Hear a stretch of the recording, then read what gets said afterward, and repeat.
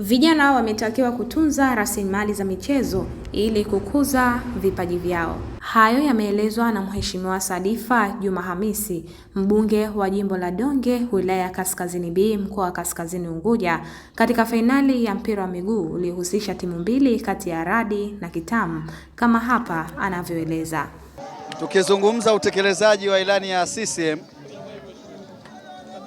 ndani ya Tanzania kwa ujumla, viongozi wetu wametekeleza kwa vitendo, na kwa vile umegusia kwenye eneo la michezo, kwa Zanzibar limetendewa haki, kwa maana Mheshimiwa Rais ametekeleza 100%.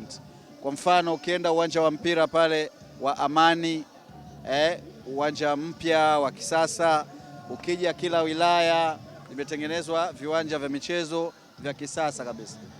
Sasa ukija kwetu sisi ndani ya jimbo hili la Donge, tangu mimi nimeingia kwenye sekta ya michezo tumetoa kipaumbele. Wewe mwenyewe nadhani umeona, wao wenyewe wamesema tangu nimeingia mimi kama makombe 4 ndani ya miezi hii tumeshachezesha, na hili la leo wenyewe waliona tuchezeshe kombe la ng'ombe tukawaongezea zaidi.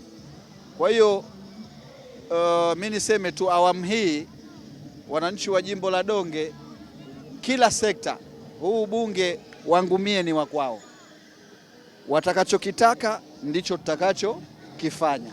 Ubunge unaishia 2030, kwa hiyo ni muendelezo mpaka tunamaliza miaka yangu hii 5 kwa jimbo la Donge katika kutekeleza ilani ya uchaguzi ya CCM.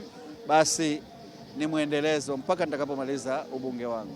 Matokeo ya timu hizo mbili, timu ya Kitamu imeibuka mshindi na kupata zawadi ya ng'ombe, jezi na fedha taslimu, na mshindani wake Radi ambaye ni mshindi wa pili amepata zawadi ya mbuzi, jezi na fedha taslimu.